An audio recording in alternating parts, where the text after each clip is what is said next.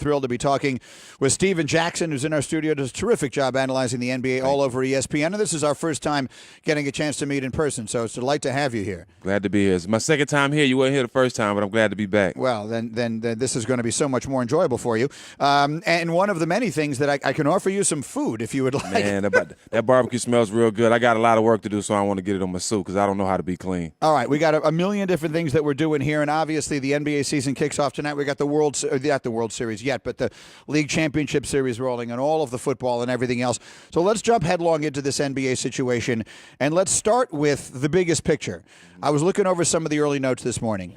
Las Vegas says that Golden State is the most prohibitive favorite they've ever had in the preseason for any team in any sport. Mm-hmm. In your mind, barring a significant injury, and that's always the outlier in any sport, do you see any way anybody beats them this year? Or the world ending. That's the only way they're gonna win it. Maybe it's flat. Exactly. That's the only way. I don't see nothing changing if those guys can stay healthy. You know, the points they scored in preseason, the numbers they put up in preseason shows that they're ready to pick up where they left off last year. So it's the sky's the limit for these teams. The only people that can beat them is them. Now, for purpose of this conversation, let's set them aside. Mm-hmm. Let's look at the other teams, both in the East and West. Who do you like in either conference aside from Golden State? Well, I love OKC. You know, I think if OKC can go out there and not worry about offense and just try to be a top 10 defensive team with the guys they have, they can learn how to score. I think they can play with anybody.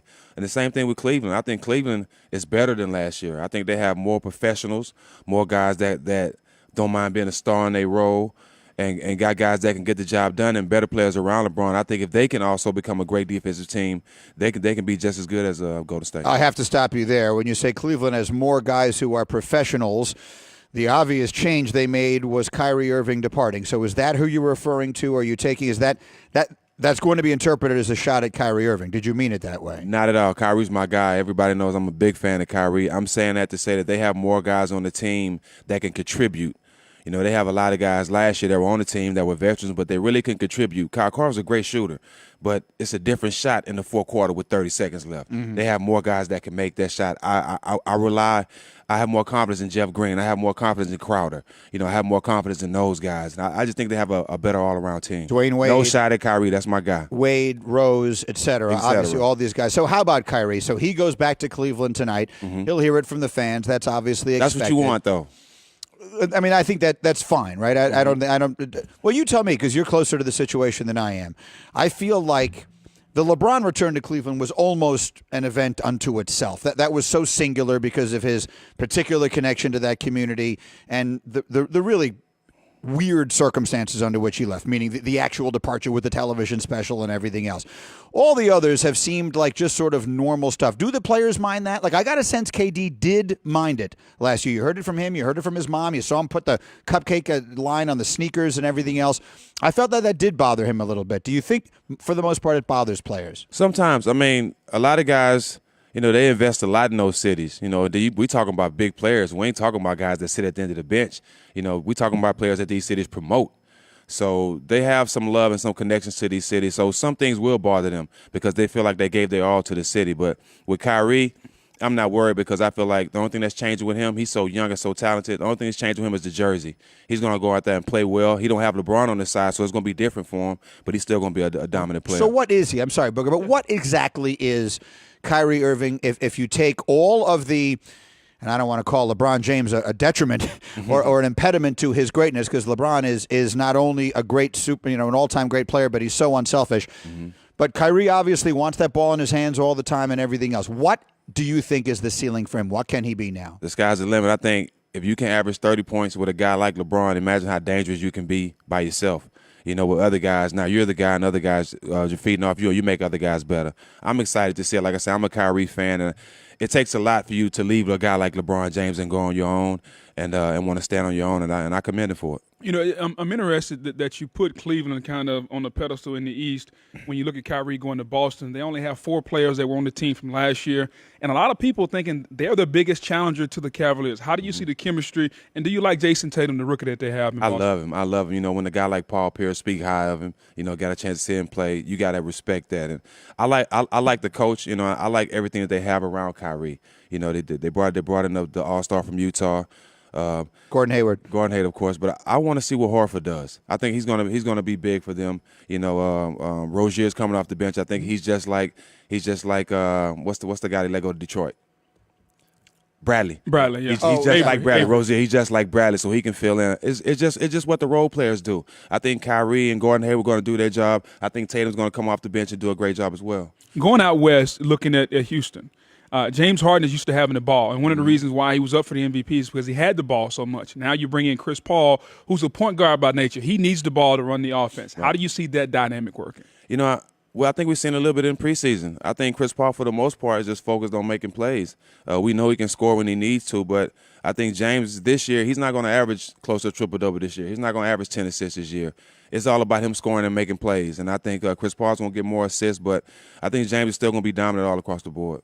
That's a complicated one to me. If you look at those two guys, now history is filled with guys who have been willing to sublimate their games in the interest of being better playing with someone. The most famous original example that everyone points to is Walt Frazier and Earl Monroe, and they were rivals, and Monroe played with the ball, and then he came and they figured out a way to make it work, and now we're seeing it seems like pretty much every year as these super teams come together and guys figure out their roles.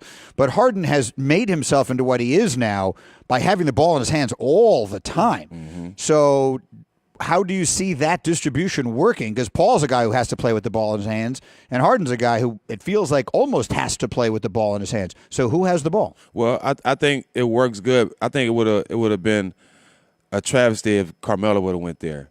But see, now you have Chris Paul and James. There's nobody else on that team. Yeah. There's nobody else to make plays. So I think with just two guys being that ball dominant, I think it can work because everybody else wants to catch and shoot or catch a lob and lay up. Nobody else wants to handle the ball that much. So I think it'll work. So who's a better team right now, in your mind, Oklahoma City or Houston? I'm going to OKC. When you got Paul George, Russ, and Carmelo on the same team with one of the best big men that doesn't get enough credit in Steve Adams, I love it. I love OKC. And so if you're going to say that, then you must be insinuating that Carmelo is going to be okay being the third best player. Not the third best scoring option, but the third best player on the team. Well, I think when he got ready to sign that contract, got ready to take that trade to OKC, I think he knew that.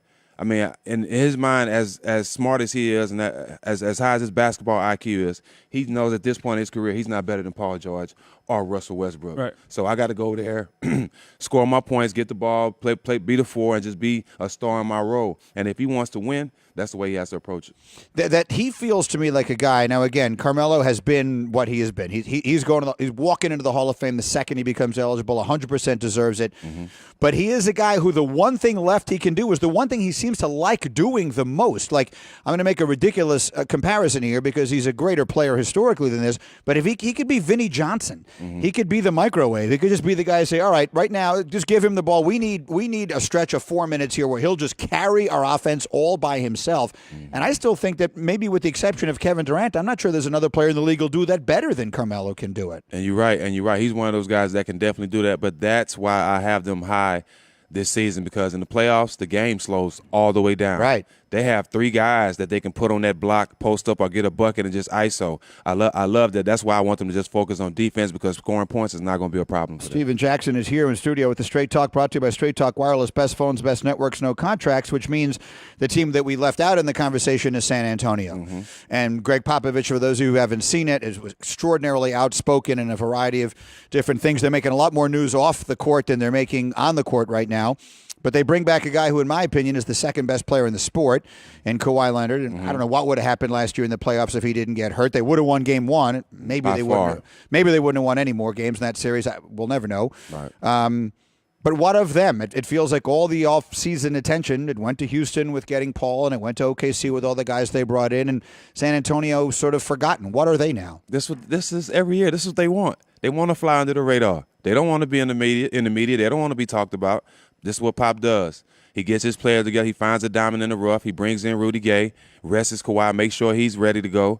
You know, I got Pop for Coach of the Year again this year, because I feel like when nobody's talking about him, that's when he's at his best. He's getting his soldiers ready to go to war, and they're gonna be ready. What do you make of the LaMarcus Aldridge extension? Because he got a lot of flack over the last couple of years, not being the dominant guy that people thought he was going to be when he got to San Antonio, perennial 20-10 guy. Now you get the extension. I believe it was 74 over 3 or something like that. What do you make of LaMarcus Aldridge at this point in his career? Well, you know, I'm glad they locked him in. I think it's good for him because they need him. You know, Tim Duncan speaks highly of him. Tim Duncan loves him, and I respect the world out of Tim Duncan. But I want him to care more. I want him to they paying you all this money, learn how to go left. Like, you know, like you're too good and they're paying you too much money for you to be in the NBA to not go left. You know, this has been the knock on him his whole career. Everybody knows his moves. He's not adding anything to his game. And I think at this point, add something to your game, get better.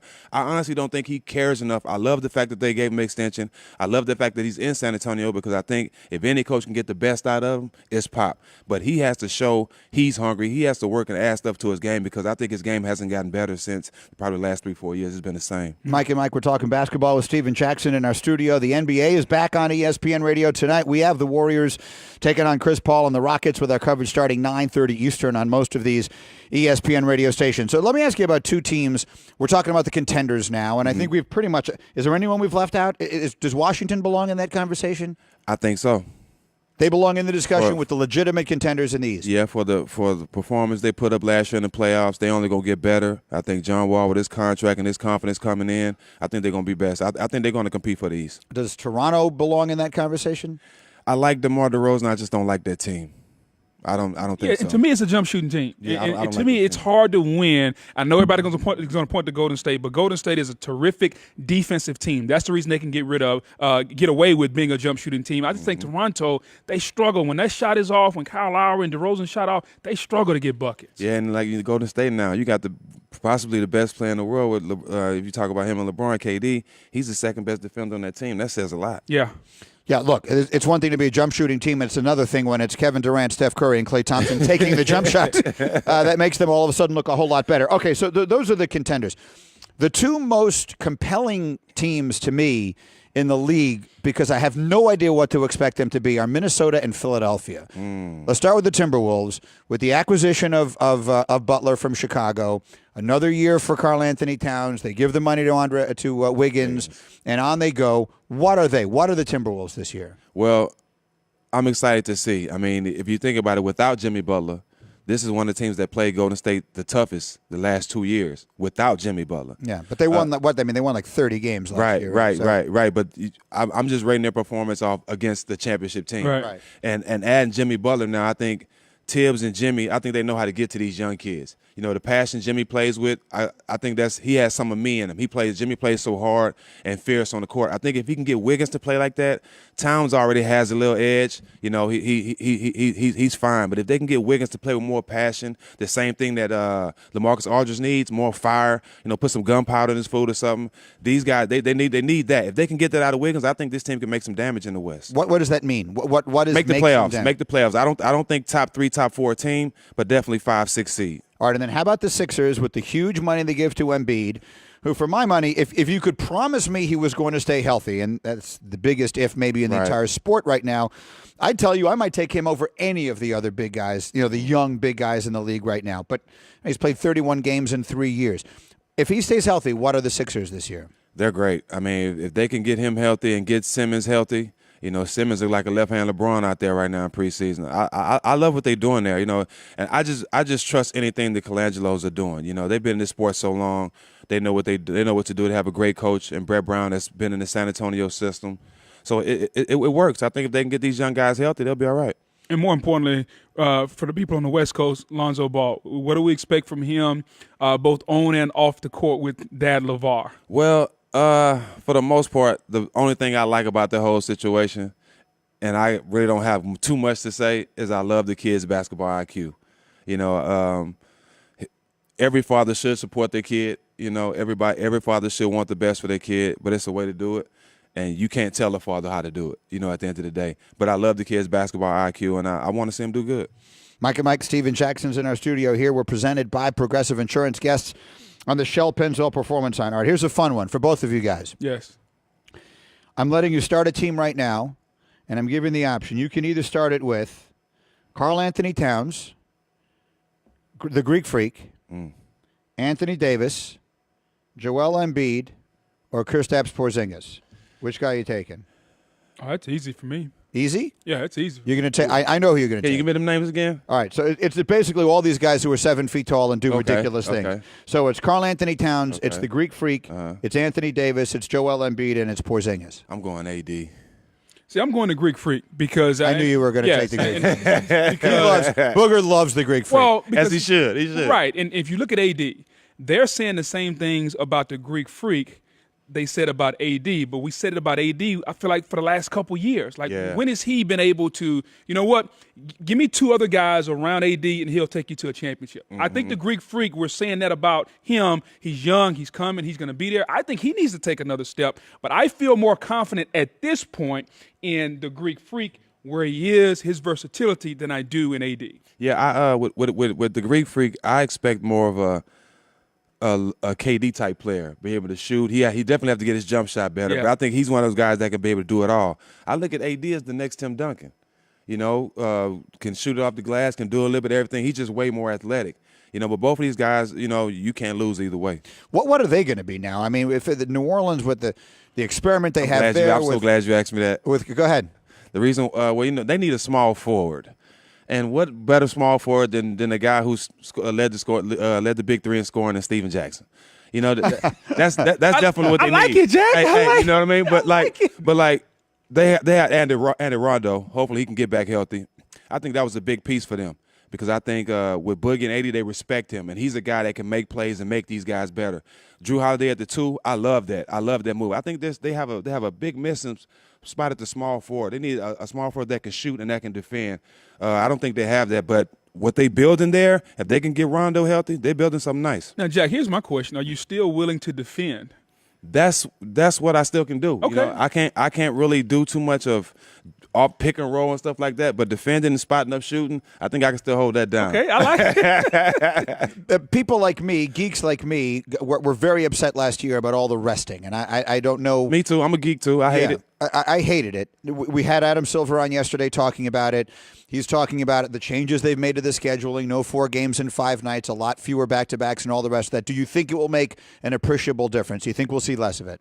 I think so. You know, I don't like it. You know, I was one of those guys. I never wanted to come out of the game. I wanted to play every night if we could. You know, I've always was at the top of the minutes, top of the league in minutes. So I didn't like it. I think they're getting paid more money. To my mind, it should be more games. The more money, the more games. So I don't agree with it, but you know, they definitely pacifying these guys right now. And how about the tanking? That's the other thing that Adam talked about with us yesterday. It drives me crazy. I mean, watching these teams that are doing everything they can to try and lose, and this goes for all sports, by the way, and football does the same thing. I think that we need to sit back. We need to rethink the way we do this stuff because we're incentivizing losing. If you can't win a championship, the best thing you can be is the worst team in the sport. I'm from New York. I'm a Jet fan my whole life. Right. And like all the Jet fans I know are sort of torn between isn't this fun that they're winning and, oh, my God, they're screwing themselves because they really needed to be 0-16 this year and get a quarterback. You should never want to lose. And so they're trying to make steps in that direction. Do you think that the little changes they made to the draft will help? They don't take effect for another 2 years. Yeah. And could you think of anything else they could do? Because it drives me crazy. No, I really can't think of anything. I'm with you on that, though. I don't respect tanking or losing. I mean, you're disrespecting the game, you're disrespecting your fans, and you're disrespecting those other guys that worked all summer that come here to win. So anybody who's at the top making those decisions or who's putting their hand on and saying we have to tank, those guys don't. You know, guys, it. y'all said that about tanking, but we're seeing a real life case now of the Astros. If the Astros win the championship this year, that's the case of a team that just went to the bottom, came back up through the draft, and they could win a title. And depending on what the 76ers do, they did the same thing. Like the process is we're going to tank, we're going to get all these draft picks, we're going to be good. So if you're a fan out there, which would you rather have, a team that's kind of so-so or a team that stinks and you know in 4 to 5 years they're going to be really, really good? No, you're making my point for me. The Cubs are a perfect example of that as well, winning the championship last year by being as bad as they could for as long as they could. It's the system. I don't blame the teams for doing it. That's what I mean. Change the system so you stop incentivizing losing. Right. If the best thing you can be is awful, if you're 100% right, if the fans are screaming, be awful, right? I mean, like it's so counterintuitive. The fans should be out there booing when you win. Right. But the reality is, you should be trying to win. They should be making their incentive to win every single game. Steven Jackson, this is a delight, and I hope that we will do it again. I'm sorry I can't interest you in some of this barbecue